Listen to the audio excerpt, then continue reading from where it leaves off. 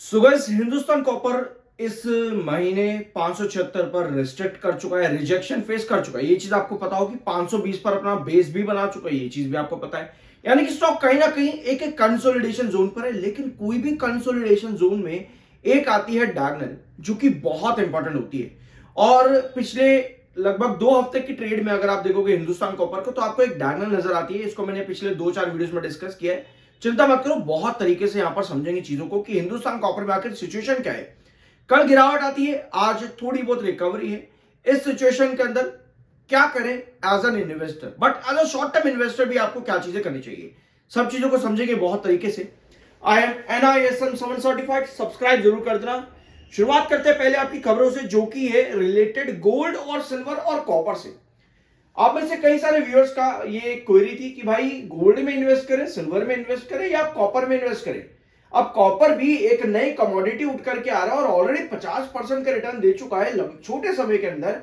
Gold और silver तो चलो बहुत ऊपर चले जा चुके हैं, हमारे रीच से बाहर है अब। लेकिन कॉपर हमारी रीच में अभी भी है।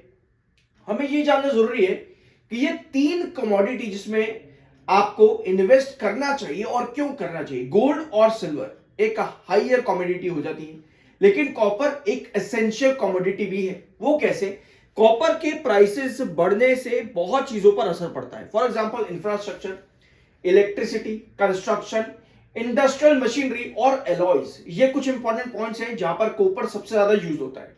यानी कि कॉपर एक ऐसा मेटल है जिसका यूजेज जो है वो आपको इस तरीके से देखने को नहीं मिलता कि आप उसको सजावट के लिए यूज करो। गोल्ड और सिल्वर बहुत अलग हो जाते हैं कॉपर से। तो अगर आपका सवाल ये है कि गोल्ड में, कॉपर में, सिल्वर में इन्वेस्ट करें, तो गोल्ड और सिल्वर बहुत अलग है और कॉपर काफी अलग है। कॉपर अगर एक रेट बढ़ जाए कॉपर का भी गोल्ड और सिल्वर की तरह, बहुत तबाही हो जाएगी।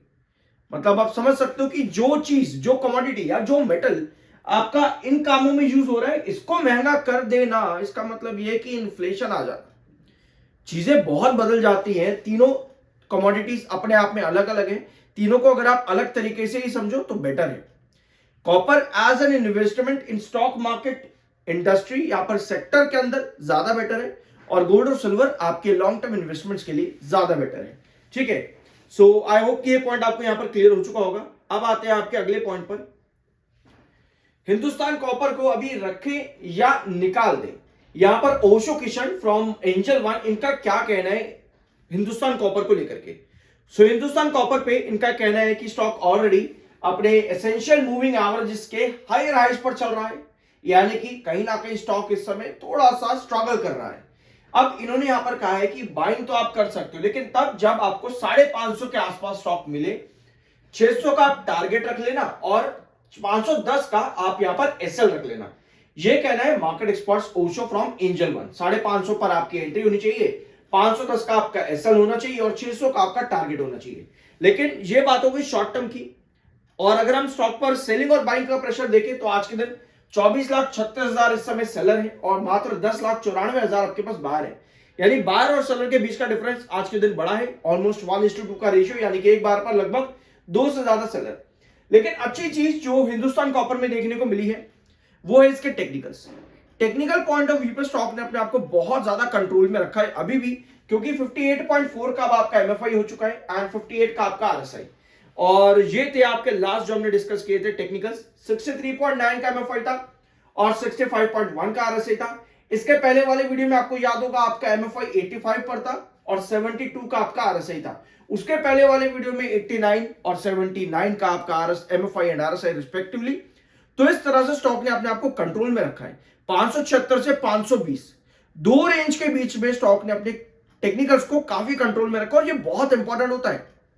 Apart from that, in technicals को चार्ट पर आपको रखना आना चाहिए। अब एक बार यहां पर आओ, ये डायग्राम्स मैंने आपके साथ परसों यानी कि लास्ट वीडियो में डिस्कस किया था। आपको यहां पर दिख रही है ये छोटी छोटी डॉटेड डायग्राम्स आपको यहां पर नजर आ रही है और बीच में सर्कल्स आपको नजर आए होंगे। ये डायग्राम मैंने आपके साथ चार्ट डिस्कस करने के बाद ड्रॉ किया था ब्लैंक स्क्रीन के ऊपर। डायगोनल पैटर्न बहुत ज्यादा इंपॉर्टेंट होता है तब जब कोई स्टॉक एक कंसोलिडेशन के अंदर चल रहा हो।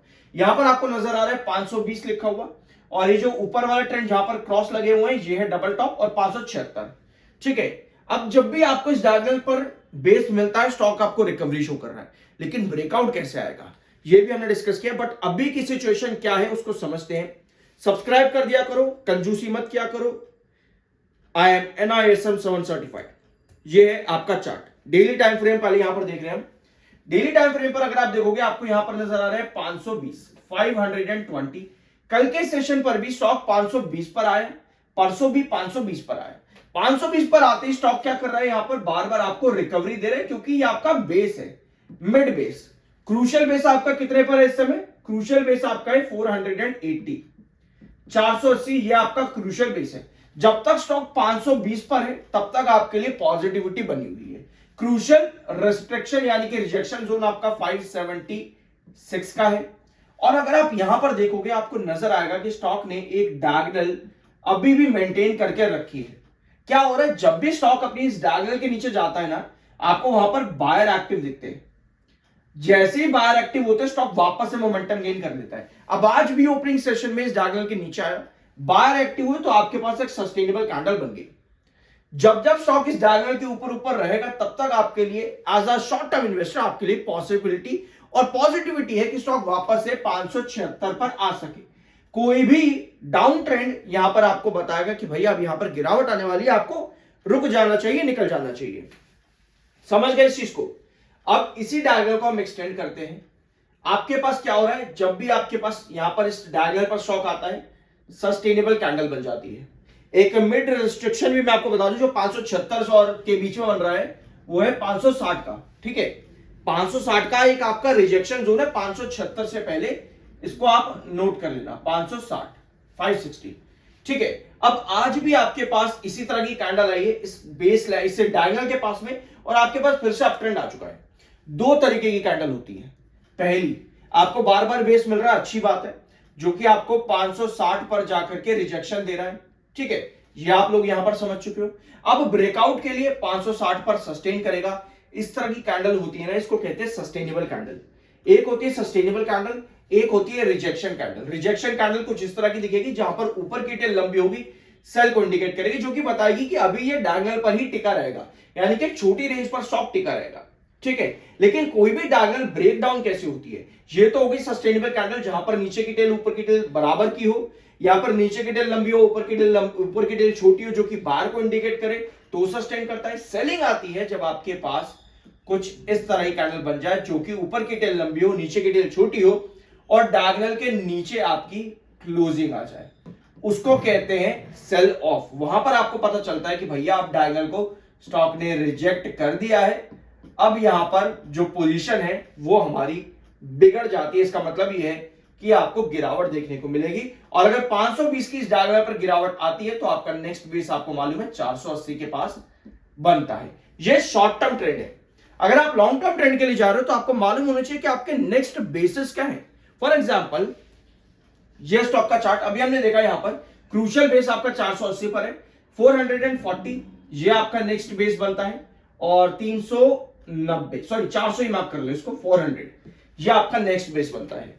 ये चीजें आपको पता होनी चाहिए। अभी आपने ब्लैंक स्क्रीन पर ये सब चीजें देख ली हैं यहां पर कि ब्लैंक स्क्रीन पर किस तरह से स्टॉक आगे मोमेंटम फॉरवर्ड कर सकता है अपने आपको। डायगोनल पैटर्न क्या होता है, डायगोनल पैटर्न बहुत ज्यादा जरूरी होता है, क्योंकि लॉन्ग टर्म में भी आपको मदद करता है अप ट्रेंड के अंदर, और डाउन ट्रेंड में भी आपको बताता है कि भैया यहां से कितनी गिरावट आने वाली है, जिसके बाद आपको पता होना चाहिए कि आपके हॉरिजॉन्टल्स कहां पर आएंगे, जैसे कि 400, 440 और 480। ये ट्रेंड होते हैं लॉन्ग टर्म वालों के, और जो अभी हमने यहां पर डिस्कस किया कैंडल्स के साथ में, ये ट्रेंड होते हैं शॉर्ट टर्म वालों के। आई बिलीव कि आपको इस वीडियो में कुछ नया जानने और सीखने को मिला होगा। सब्सक्राइब जरूर कर देना, मिलता अगले वीडियो में।